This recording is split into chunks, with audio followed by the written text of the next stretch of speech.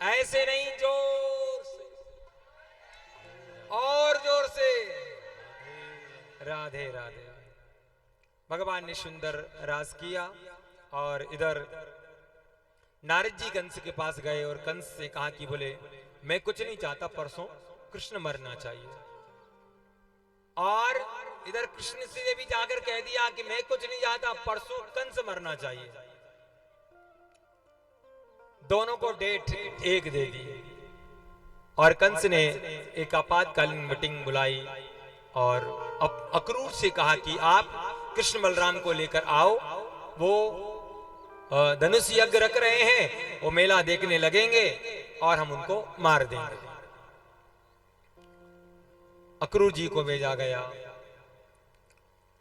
अब प्रसंग बहुत बड़ा है, समय कम है, अपने पास पर्ची भी आ गई है कि महाराज जी समय अनुसार थोड़ा सा कर्म करें, क्योंकि बाकी कथाएं रह गई होंगी तो कल देखेंगे, क्योंकि कल भी बहुत सारा काम है। कल होली का उत्सव मनेगा यहाँ पर। हमारे यजमान की तरफ से 50 किलो फूल मंगवाए हैं। कितने? 50 किलो। तुमने देखी भी ना होंगी कभी, है ना। और यहाँ राधा कृष्ण की झांकी लगेगी और सुंदर होली मनाएंगे हम सब लोग। आप भी अपने अपने घर से फूल लेके आइयो। और गुलाल तो हम सिर्फ तिलक लगाने के लिए मंगाएंगे, है ना। ना तो फिर क्या होता है, वो कपड़े सब गंदे हो जाते हैं, है ना। इसलिए गुलाल अगर कोई भी लाए होली में, भाई होली में गुलाल चलती है, लेकिन हमारे ठाकुर जी की तो फूलों से होली होती है।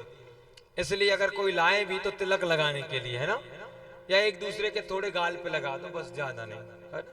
बेचारे प्रेस करे कपड़ा गंदे है जाए, थोड़ा ख्याल रखना आप लोग। कल धूमधाम से हम होली का महोत्सव भी मनाएंगे। यहाँ पर सुदामा चरित्र होगा, सुदामा जी की झांकी लगेगी और उसके उपरांत में कथा का विश्राम होगा। और कहते हैं जिसने 7 दिन तक कथा ना सुनी हो, 6 दिन कथा ना सुनी और वो 7वें दिन आकर के कथा को सुन ले, तो उसको 7 दिन की कथा का फल प्राप्त होता है। इसलिए आप लोगों से निवेदन, अधिक से अधिक संख्या में कल आप जरूर आए। जो लोग नहीं आए उनको भी आप लेकर आए, जिससे उनको 7 दिन की कथा का फल प्राप्त हो। और कल धूमधाम से हम होली का महोत्सव मनाएंगे। तो आइए हम विवाह की ओर चलते हैं, थोड़ा सा कंस का उद्धार करके और सीधे विवाह की ओर चलते हैं। अक्रूर जी आए लेने के लिए प्रभु को, और नंद बाबा से कहा कि हम कृष्ण बलराम को लेने आए हैं और देवकी के पुत्र हैं। माता यशोदा को आज पता चला कि ये कृष्ण बलराम देवकी और रुक्मिणी के पुत्र हैं। अक्रूर जी ने तो मना कर दिया था कि घर जाके मत कहियो कि मामा ने हमें क्यों बुलाया है। अक्रूर जी ने जब कृष्ण बलराम से कहा तो कृष्ण बलराम ने कहा कि बोले आप बिल्कुल मत करना ये काम। आप तो ये कहना कि बोले मामा जी के यहाँ मेला है और मेला देखने हम लोग सब जाएंगे।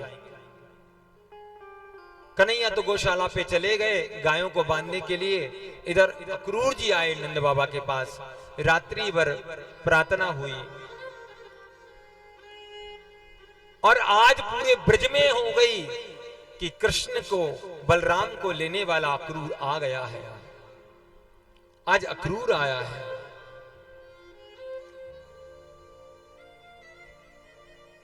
पंडित कैसा मूर्ख था जो नाम रखा अक्रूर। आज सारे ब्रजवासी अक्रूर को कोस रहे हैं। अरे अक्रूर, आज आप हमारे प्राण बल्लवा को लेकर जा रहे हैं। हम उनके बिना एक पल नहीं रह सकती हैं, हम एक पल नहीं रह सकते हैं। आप उनको लेकर कैसे हमसे दूर जा रहे हैं। आज ब्रजवासियों को जब पता चला, रुदन करने लगे। रात्रि भर नंद बाबा के साथ वार्तालाप की अक्रूर जी ने, और जब अक्रूर जी ने वार्तालाप की तो कहते हैं जसोदा मैया को पता चला। आज जसोदा मैया रसोई घर में भोजन पका रही हैं और रो रही हैं। और लकड़ी जैसे चूल्हे में लगाए तो आज लकड़ी में भी से पानी निकल रहा है, लकड़ी भी जीवित होकर के रो रही है। किस लिए? बोले आज तक हमने काम किया किस लिए? बोले कृष्ण के लिए, भोग बनाने के लिए काम किया, लेकिन आज कृष्ण चले जाएंगे तो हम किसके लिए भोजन पकाएंगे? आज वो चूल्हे की मिट्टी, चूल्हे के कण सब रुदन कर रहे हैं। कन्हैया दौड़ कर आए, बाबा के गोद में बैठकर के कहने लगे, बाबा अरे मामा जी ने मेला रखो है, हम मथुरा जाएंगे, मेला देखेंगे। नंद बाबा ने की लाला अरे तू चलो जाइयो, चिंता मत कर।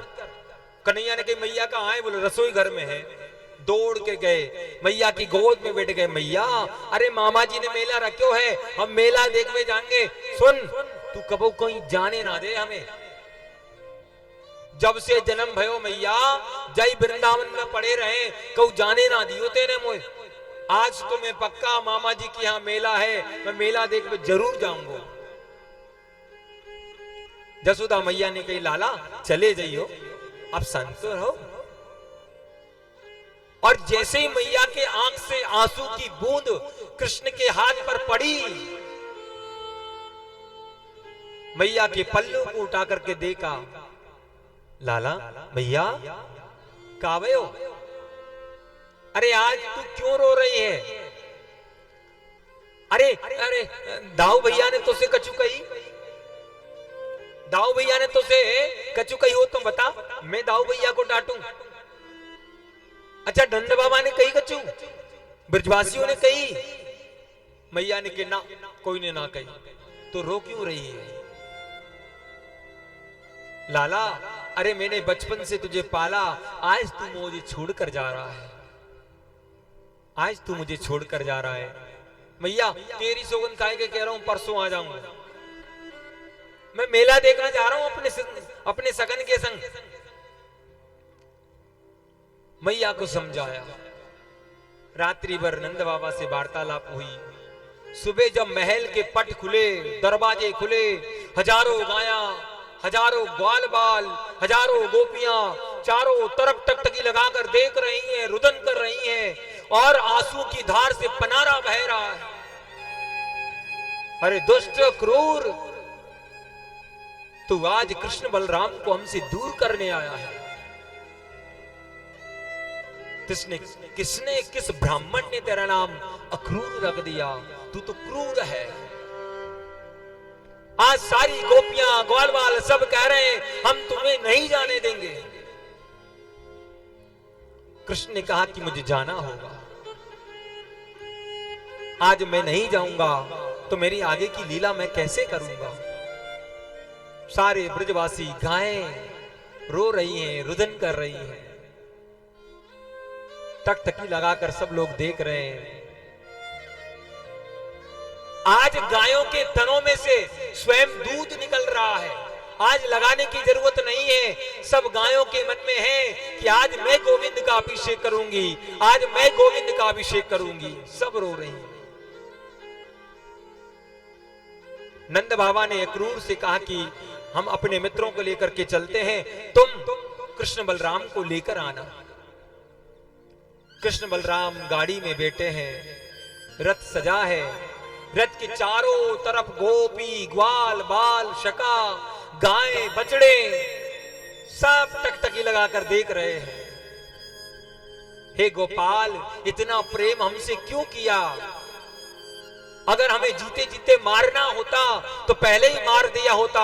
आज हमें छोड़कर तुम चले जाओगे तो हमारे प्राण इस शरीर में नहीं रहेंगे, सब प्राण निकल जाएंगे। तुम कहां जा रहे हो गोपाल? रुक जाओ। सारी गोपियां आज रथ के आगे लेट गई और कहने लगी आज हम नहीं जाने देंगे आपको।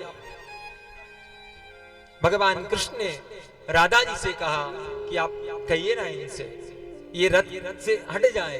अगर ये रथ से नहीं हटी, मैं आगे नहीं गया तो मैं कैसे अपनी लीला को पूरी करूंगा? आज कृष्ण के नेत्रों में भी आंसू आ गए। अरे जिनके बीच में खेला पला बड़ा किया, मस्ती की, अरे मैंने बड़े बड़े बूढ़ों को गोद में खेला, उनको घोड़ी बनाया, घोड़ी बनाकर उस पर मैं बैठा, और आज उनको मैं छोड़कर जा रहा हूं। इनसे कहिए ना ये दूर हट जाए, मुझे जाना है। राधा रानी ने गोपियों ग्वाल वालों से कहा आप दूर हट जाइए, इनको जाने दीजिए, इनका काम करने दीजिए।